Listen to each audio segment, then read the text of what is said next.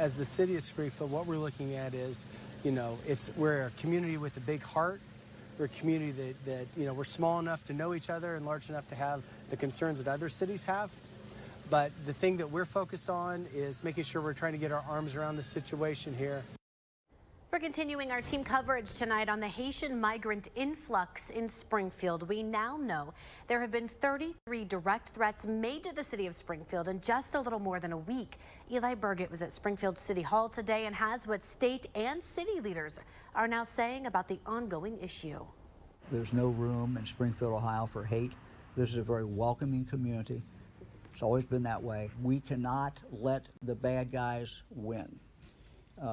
Our schools must remain open. They are going to remain open. Governor DeWine put the public on notice. Over the past 2 weeks, the city of Springfield received 33 bomb threats directed at local schools or city facilities. These threats come as tensions over race and immigration within Springfield have reached an all-time high. However, each threat was carefully investigated by Springfield Police, the FBI, and the Dayton Bomb Squad, and every single one was a hoax. The people who are doing this to sow discord in our community and to disrupt our ability to do our normal functions that we have to do.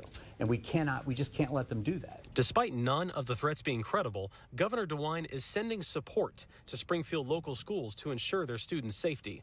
From this point forward, bomb dogs will be on site in Springfield whenever a new threat is received, and 36 state highway patrol officers will be dispatched to various schools in the district to provide extra help. The one thing that we do know is when we all work together, it turns out better. As of right now, no suspects have been found, and Governor DeWine recognizes the difficulties that Springfield is facing, but he says that it will take the people within the community to stop this rampant spread of hate. I think it's going to take people of goodwill to come forward and say, we're a community, we can work together, and do we have challenges? Yes, and accept those challenges and move forward.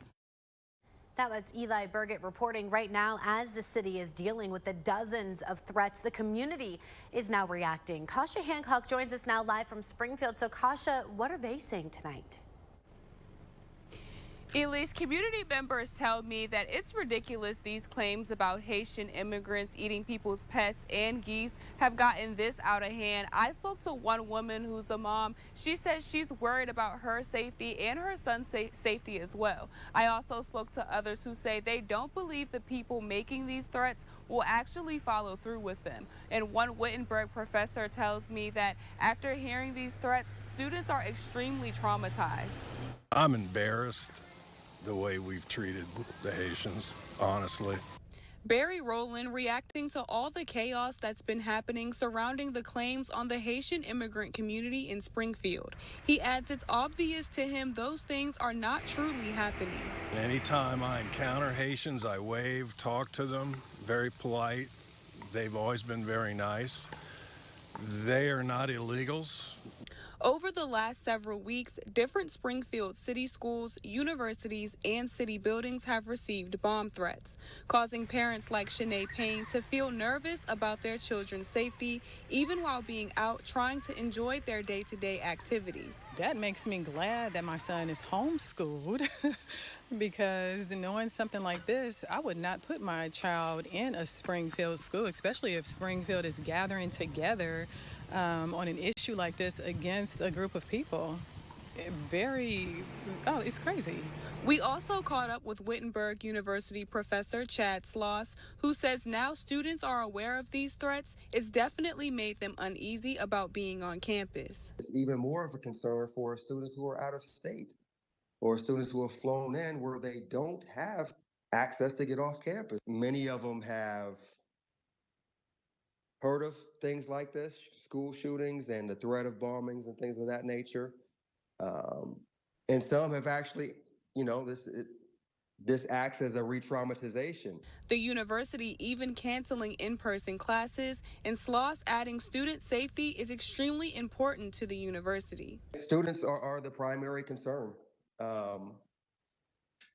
Any time that we don't have face-to-face engagement, that's lessening the quality of education, first and foremost. As we continue to learn more from the city of Springfield, we'll be sure to keep you updated on air and online at Dayton247now.com. Back to you. Kasha, thank you. And public leaders also becoming targets of anonymous 911 calls about fake emergencies, which brings first responders to their homes when there's no emergency. Mayor Bob Rue also receiving threats saying it can hurt local citizens financially. This kind of attack towards us, this kind of threats towards us is costing taxpayers a lot of money. Rue is blaming the false claims about Springfield and says they're responsible for 5 straight days of threats. The mayor also making one thing clear: he does not want presidential candidates campaigning in Springfield.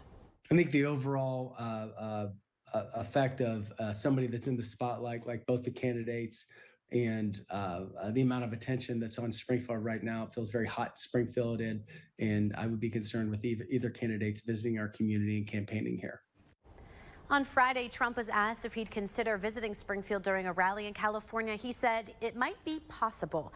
However, a visit has not yet been confirmed. An investigation underway tonight after threatening emails were sent to multiple Ohio agencies, including the State House.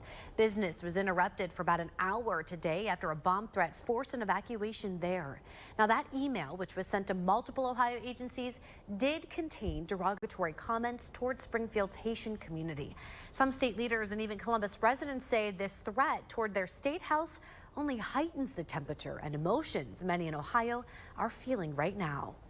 Emotions are running all kind of places right now because it's ridiculous to get bomb threats in the public building that has got nothing to do with anything going on in life. Honestly, with the last few days and weeks of Springfield and everything, it's like kind of unnerving, where it's like I just wish we can go back to normal and have kind of like a simplicity of life. OSHP says their team, Columbus Fire, and explosive detecting dogs all responded. However, they did not find anything, and that building was later secured. Former Republican presidential candidate Vivek Ramaswamy announcing he'll be in Springfield on Thursday. He says he's hoping to have a town hall with residents to have an honest dialogue about the influx. Details of that town hall, though, have yet to be announced. As we continue to follow this story, we will continue to keep you up to date both on air and online. You can find all of our previous coverage right now at Dayton247now.com. And as always, we're going to be bringing you updates on our social media pages as well. So be sure to like and follow us at Dayton 24/7 Now on all platforms. We'll keep you in the loop as we learn more. Well, clouds starting to increase across the Miami Valley ahead of our next weather maker, which is potential tropical cyclone 8. It is now making its way onshore right now, not really expected to strengthen much more than it already has. It will actually be weakening as it continues to approach our area, which means for us here, not a whole lot in the way of some rainfall. So we got 60s and 70s across the area right now. 70 in Dayton, 65 in Troy, 60 in Springfield. We got 64 in Urbana right now. For early tomorrow, kids heading to the bus stop, a few showers possible overall. And we will also be looking at highs only in the lower 80s, still very warm. But again, if you're lucky enough, you may get under a rain shower tomorrow. I'll talk about what we're expecting for the rest of the week coming up. Well, the Trotwood man right here behind me has now been indicted in connection to a deadly shooting earlier this month. 40-year-old Timothy Lynch facing several charges, including murder.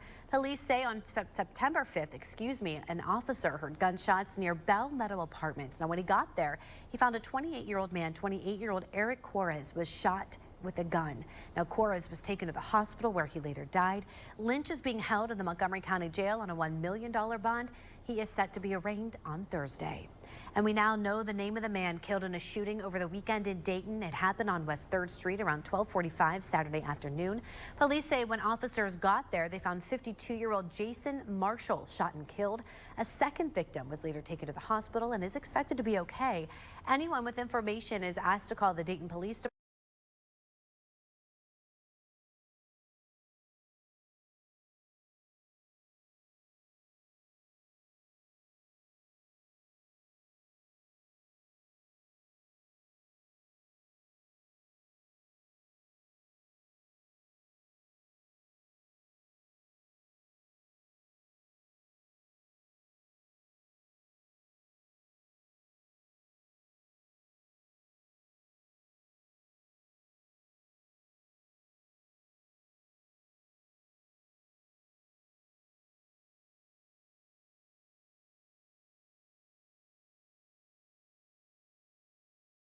to your lawn.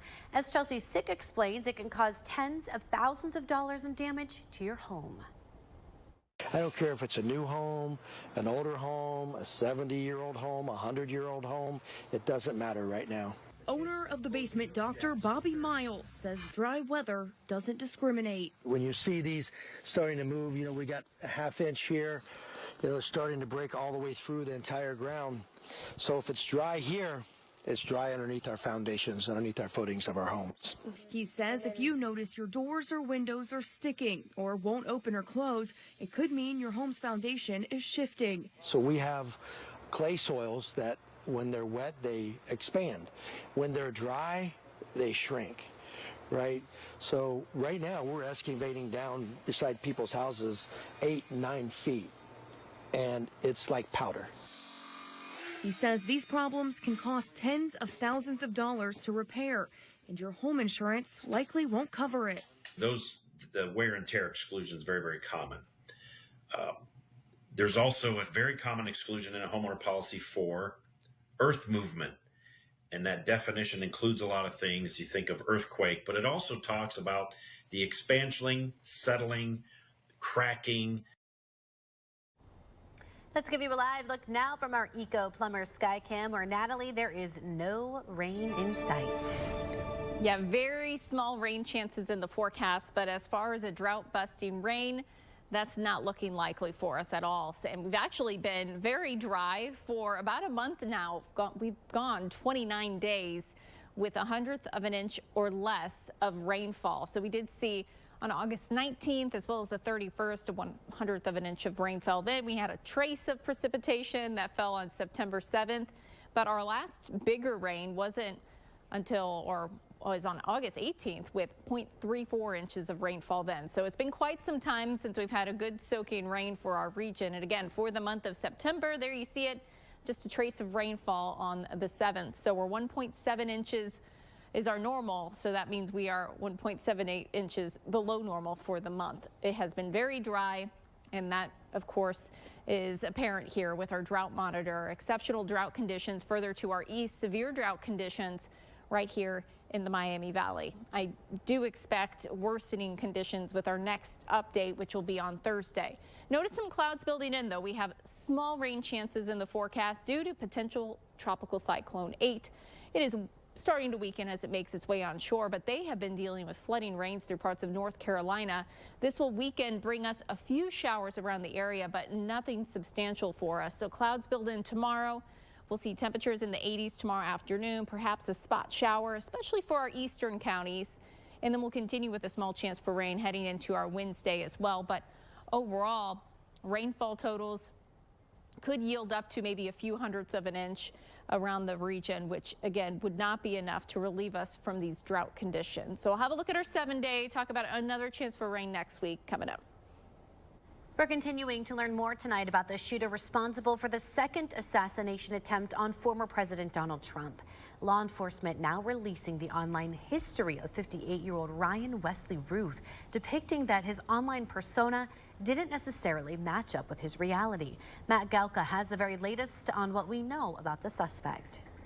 If he's a lone gunman, President Trump is that much safer because we have him.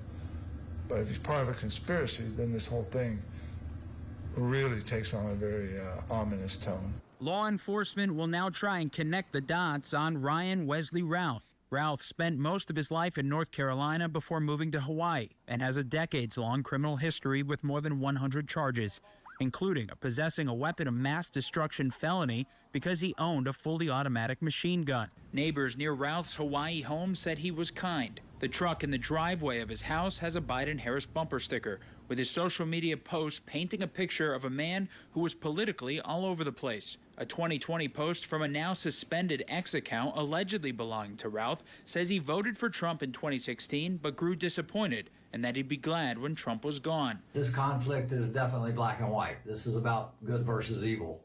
He also gave multiple interviews, including this one from 2022, about his seemingly obsessive support for Ukraine. He posted that he was willing to die fighting against Russia. He traveled to Kyiv in 2022 and made multiple attempts to recruit Afghan fighters to fight for Ukraine. Federal officials obtained the suspect's cell phone data and allege that he was camping out around the golf course for almost 12 hours, lying in wait for the former president. Reporting in Washington, I'm Matt Gelka. 2 men accused of killing a Dayton police officer learned their fate. How family members of that officer lost reacted to the sentences. You're watching Dayton 24/7 now. Take Dayton 24/7 Now News.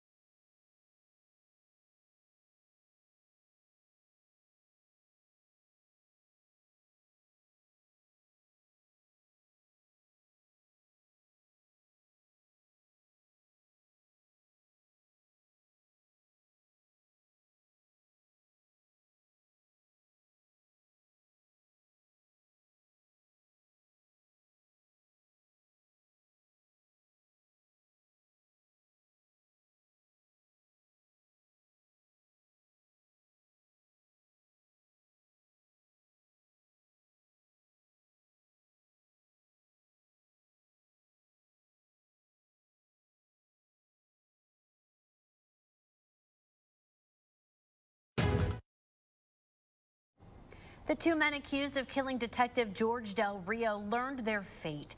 Lydia Bice was in that federal courtroom with the sentences they received. Never had a bad thing to say about anybody. He always laughed. He was a very lighthearted type person. Loved ones reflecting on Detective George Del Rio's life and legacy as the men found guilty in his death were sentenced to life in prison today. We're more than thankful for the outcome of this whole situation, and we're glad that everything is finally said and done and over with. It's such a relief. It's a lot of weight lifted off of our shoulders because now it's giving us the opportunity to finally be able to grieve and move on and try to put this, it'll never be fully behind us, but at least put as much of it behind us as we can. Dayton Police Detective and DEA Task Force Officer George Del Rio was shot dead in 2019 while executing a federal search warrant on Ruskin Road in Dayton. Cocky Courtner and Nathan Goddard Jr. will both spend the rest of their lives in prison, with Courtner also getting an additional 5 years and Goddard getting an additional 10 in addition to the life sentences. Goddard Jr. read a statement in court today that mentioned nothing about Del Rio or the Del Rio family. He apologized to his own family and said he feels that his own attorneys worked in support of the prosecution. After the sentencing, I asked Goddard's attorneys if they wanted to speak to us, but they declined. However, the prosecution did speak to us afterwards. There's a sentence that will ensure that these individuals are not released from prison for the rest of their lives. That the amount of fentanyl that they possessed could have overdosed to poison every person in the Miami Valley. You're talking about the hundreds of thousands of people. Two big Ohio teams looking ahead this weekend, what OSU did during their first bye week and how the Bengals plan to bounce back from their loss. You're watching Dayton 24/7 now.